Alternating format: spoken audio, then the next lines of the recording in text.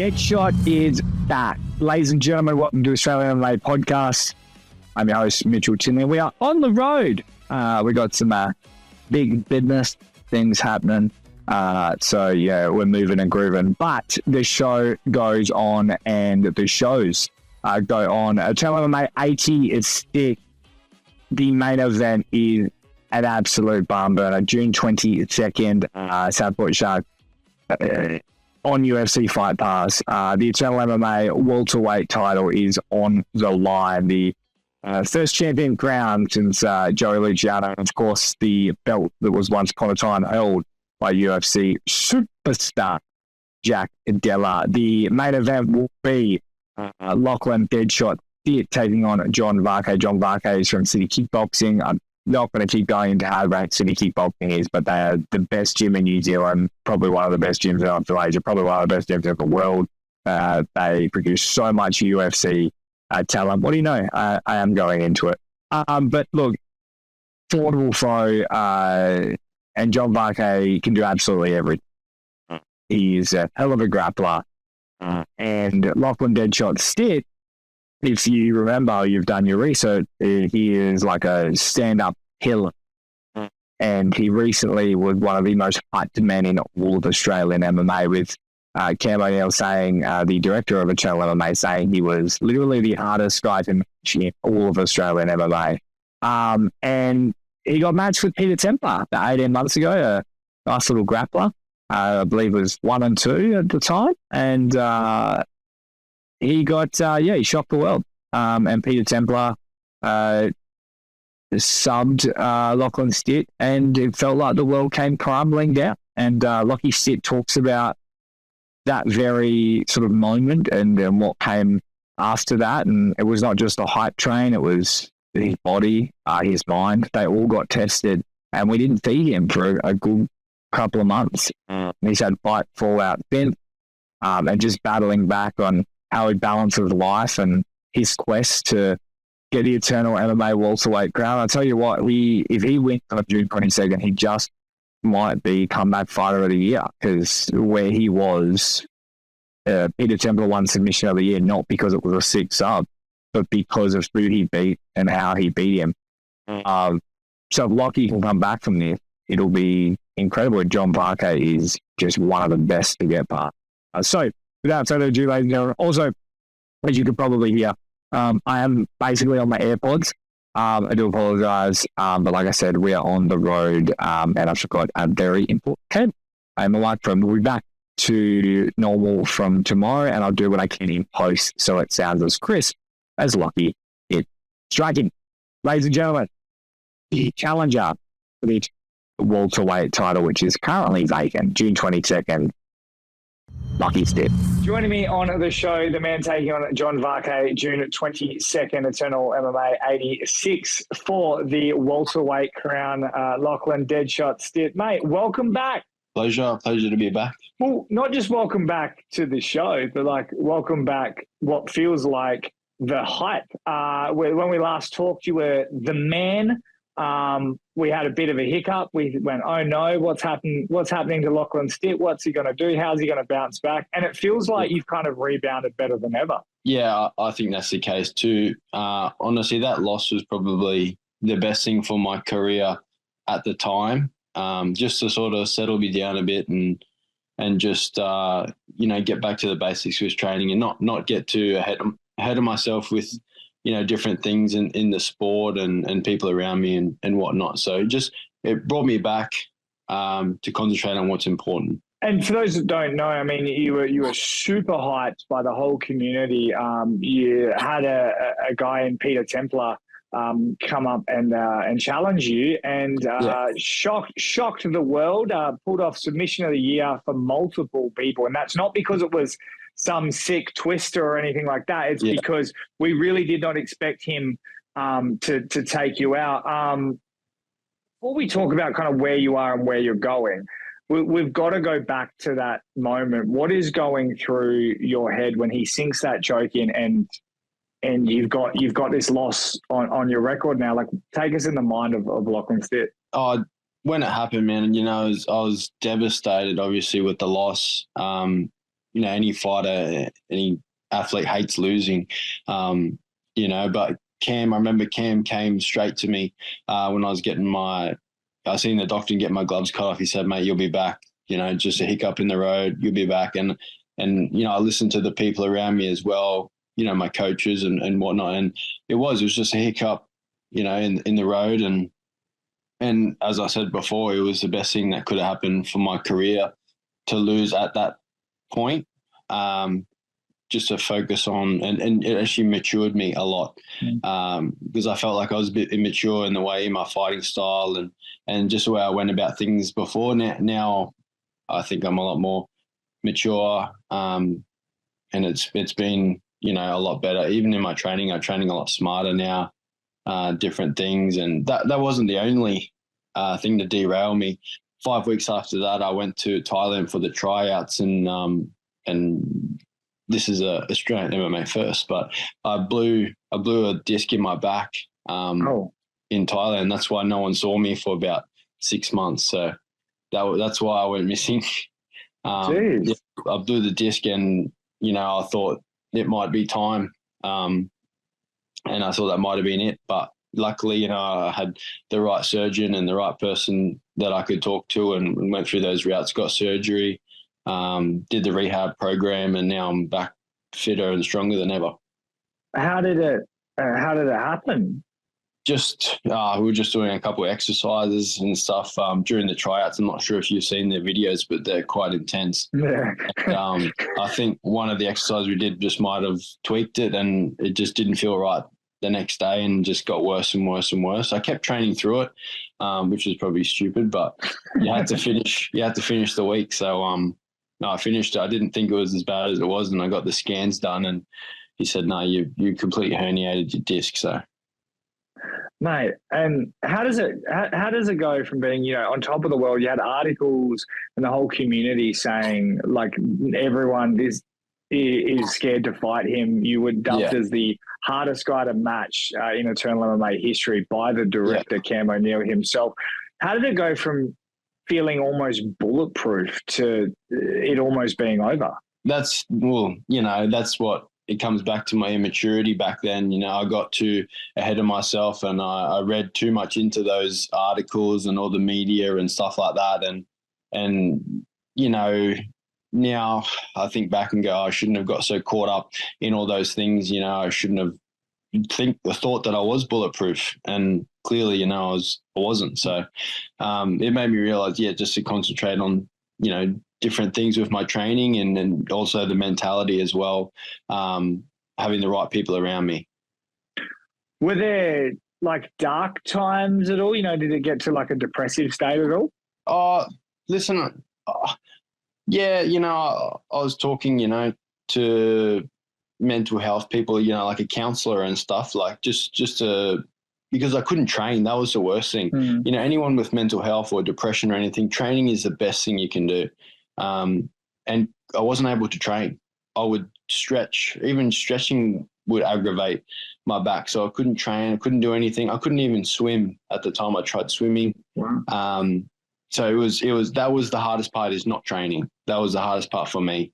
But once we sort of started getting the scans done and meeting with the surgeon, and things started to look up with that side of it, and I was just hoping and praying that the surgery, went well and stuff, because they wouldn't know till they went in there. And it turns out, it's been great. So I was able to get back wrestling again end of last year, and ever since then, I've been improving my strength, speed, power, everything. So it's been probably good for me to be at a low point in my career, to now coming back, fighting for the title. I just come off a first round knockout for another belt. So that was good. It's been really good this year. Was it, did you have to stay over in Thailand with the surgery? Because we all know, with the story of Tim Schultz and his leg. No. What, did you get back straight away? Honestly, I didn't think it was that bad. It was painful, and I couldn't, it was hard to train it while I was doing the tryouts and stuff. And I got back, and it was getting worse. And I said, something's not right here. And I saw my chiropractor, and he said, something's not right. I don't know, something just doesn't seem right, because I was doing exercises that were aggravating it that shouldn't have been. I thought it might have just been like a pulled muscle or something in my back.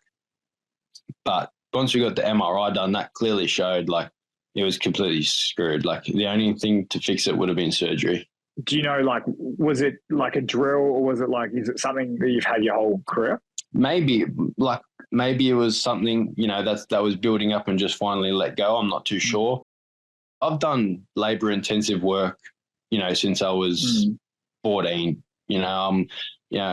Sparky by trade. I've done, different labor jobs my whole life pretty much. So it could have been a mixture of that plus the intense training, that I've been doing over my MMA career, and it just finally let go. But as I said before, we're training a lot smarter now. I'm taking my recovery a lot more seriously with my, stretching and making sure that all that is going well. So, yeah. Who helped guide you in the quote unquote dark times? Like, did you have a mentor or a training partner that you sort of lent on? I wouldn't say the training partner. That time definitely made me realize who was important. Being my head coach, Moe, Naif at the gym, people like that around me, my friends that are close to me, they all know who they are, and they really helped, support me. Without them, you can't do it on your own. So you definitely need good people around you. And they made me realize too that, hey, the people that were riding you, while the hype train is on, where are they now? They're all gone. So, and that made me realize who my key people are around me. Yeah, it would have been quite interesting for you because, everyone was like riding the wave. And even from a media perspective, it is hard to then go hound someone that lost. Like, I always like to give the opportunity. But do you know what I mean? Like, it's very interesting. Did you feel like, oh, shit, where'd everyone go? Yeah, 100%. Exactly right. I definitely felt that way. But, talking to the people around me that have been through it, they just said, hey, this is just the way it is. This is the sport. It's a spectator sport at the end of the day. So people want to see you win. If they see you lose, like, they're not going to be that interested. Same as sponsors, it's sponsor-wise, it's been hard in that area as well. Was coming off a loss. That was difficult. But hey, that's the sport. This is what we sign up for. So, did you have sort of sponsors that weren't just family and friends? You had people that were just like, hey, we want you because you're the best type thing. Yeah. No, that's been really good. Even my management rival, they've been, they backed me the whole time. They've been great even through, the loss. They said, you'll be back. Even through my injury, they were helping me all through my injury and stuff, and with things like that. So, are you still training with Kaleb Rideout? Because he looks like he's going through injuries and getting back there and then injured again. Like, have you guys sort of talked about the similarities to what you guys are going through? Yeah, very similar. Similar thing happened to Kay and stuff like that. I've been training away, obviously in Thailand and stuff, but no, we've been training together since I've been back, and hopefully he'll be back, on the Australian scene shortly, which would be great to see him back. But it'll be a bit difficult if you win the belt, won't it? No, I think, everything happens for a reason. I think, this is my sort of shot at the belt and stuff, and Kay's career is not over. He'll be back stronger. He's just coming into his prime now, so he's got a lot more to give the sport. So no, that's not going to be an issue at all. In terms of the fight that was booked with Elliot Compton, yes, was that frustrating to get through the injury? And because the injury was before that, yes, yeah, and then that fight was booked. Talk us through, what was it like to have that fight? Like, I don't want to, believe it or not, I don't actually want to stir, but like, he was double booked, I think, with a Muay Thai fight previously. Yeah. Was that frustrating thinking that might happen? Super frustrating, man. Yeah, when that got pulled, I was so excited to come back. That was my first fight back, from my loss and my injury, and I felt great. That camp, I went to Thailand as well for that one, especially, Compton's, striking pedigree and stuff like that. I was really excited to fight him. He's fought some of the best fighters in the world. So, But when they got pulled, that was a bit disappointing. And to see that, he was double booked, that's strange. I'm not sure why fighters double book, because anything can happen in a fight. So, but it is what it is. In situations like that, is it friendly between you two? Do you converse at all, or? He did write me a message, just sort of apologising and stuff. He knows, he's been around the game. He knows what goes into a fight camp and how disappointing it feels to have a fight pulled like that. So, no, there's no animosity there between me and Compton or anything like that. But, appreciate him reaching out, but I was super, super devastated. Luckily, we found the fight in Canberra the week after I think I was supposed to fight Elliot. So that was really lucky. They had to pull out Junior Mo, I think, was supposed to fight on that card. And he got pulled and I jumped in against Dimitri. Yeah, there was a bit of this is one of the times where I think some of the media actually helped, because I think there was stuff that got out there from different people to different promoters and coaches. And it actually weirdly, because some people don't know when fights fall out, because obviously that's why promotions hold it, because they want to be able to have a replacement. That's their whole thing. I don't agree with it, but it's I understand why they do it. But other promotions go, hang on, we had a pull out. We didn't know that your fight wasn't on. And then weirdly, that's the moment where it all happens. Talk us through the emotions of having your fight fall out, and then all of a sudden now you get booked and you're finally in there. Yeah, that's when it got pulled. I didn't, we stuck to the game plan with my camp. We stayed in camp in the hope that we were going to get a replacement on Eternal. That didn't come to fruition, but luckily, as you said, it sort of aligned with promotions and people that we knew, within the fight community, and they said, hey, this guy's without a fight, you're without a fight. And literally it was one day of me saying yes, Dimitri saying yes, sweet, done, let's do it. It was really good to get it sorted. How did it feel to, come off that loss to finally hold a belt? Now, it's not, they're doing great things. It's not, the Eternal belt or anything like that. But it's still, man, you beat a great opponent on a very good emerging show.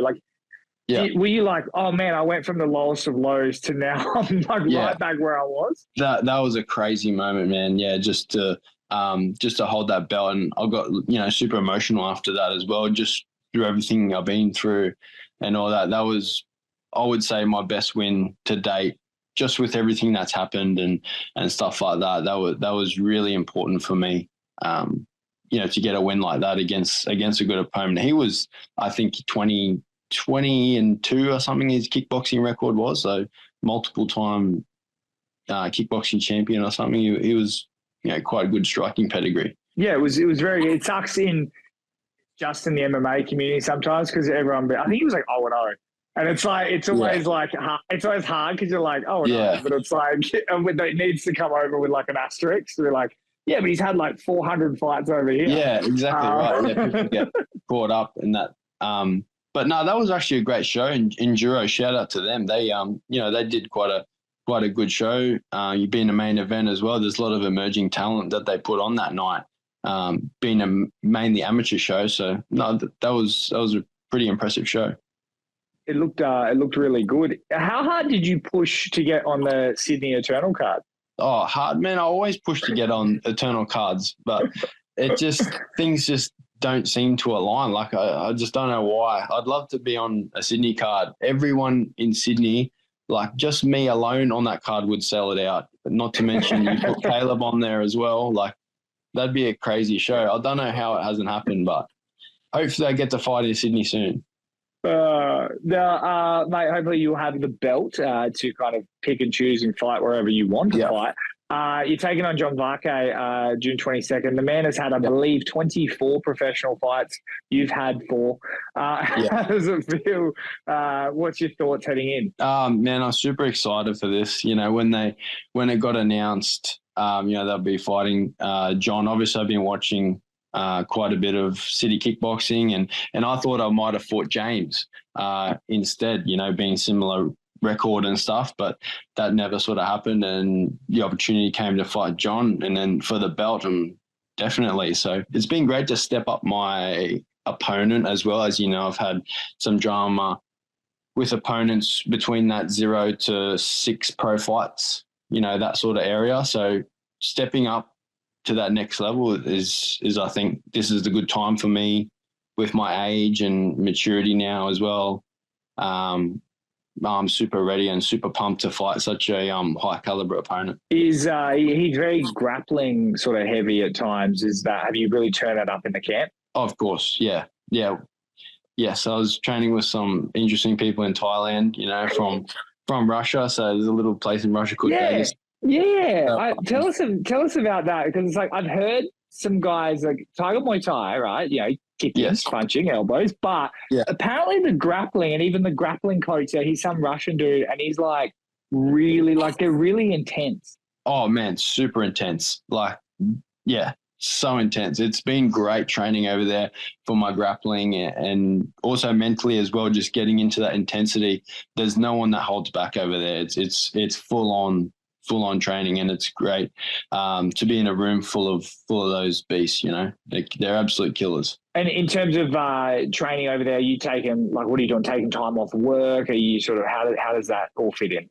Yeah, for the last sort of seven weeks or so, I haven't worked. So I put everything into this camp, man. So yeah, I knew this is a huge opportunity for my career, and I've grabbed it with both hands, and I've done everything to make sure that I'm ready for it. I usually do a little bit of security around my local area, at the pubs and stuff. I haven't been doing much of that. And same with my electrical gig that I got going. I haven't been doing much of that. So I put everything into this camp, man, in terms of, mentality and time and stuff like that. So now we talk about being a mature fighter now, but you were a man that gave me predictions once upon a time. Do you have one for June 22nd? I do. I reckon this is going to be a dogfight, man. Honestly, John's a tough dude, and I'm willing to prove, that I'm not just a one-round fighter. So, if I get it done early, then great. We don't get paid overtime, but I reckon this is going to be a dogfight, and I think Australian MMA fans are going to love this one. Now, do you look back on that Peter Templer fight and everyone would have gone, like, why'd you get involved in the grappling? Why'd you initiate that bit? Or why'd you try? I think you even tried to take it down. There was some scramble there. It was a while ago since I've watched it. But it was a point where we were like, we thought you'd want to stand and bang. Yeah. Are you glad you did that because it's made you sort of refocus on the grappling? And then now that you're taking on a Vake, is it sort of, I don't want to be scared of having to grapple? No, honestly, I've never been scared of the grappling. I've just never been able to actually use my grappling in any of my fights. So, people haven't actually seen how good I am at grappling. That I've trained, for the past few years with grappling and stuff like that. And I've been training with, Gracie with Rob Whitaker and Izzy Fitikefu, Jacob Malkoun. So I've done wrestling with all those boys, especially being over in Thailand as well. I'm wrestling with Russian Sambo champions, multiple time wrestling champions on a daily basis over there. So I'm more than ready, for that side of it. All right, mate. Well, before I let you go, is there still fighter codes with tickets and stuff like that?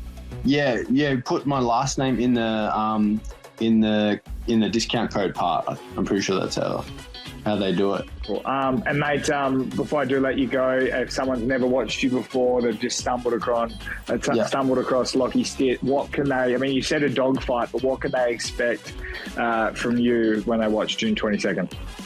Expect pure violence. I'm going to come out, same style, just ready to go. So I come out, and I'm looking to finish the fight, and I'll just keep going and going and going. Mate, you're an absolute legend. Warm up that back, stretch it out, and we'll see you June 22nd. You'll be ready to go. Thanks, man.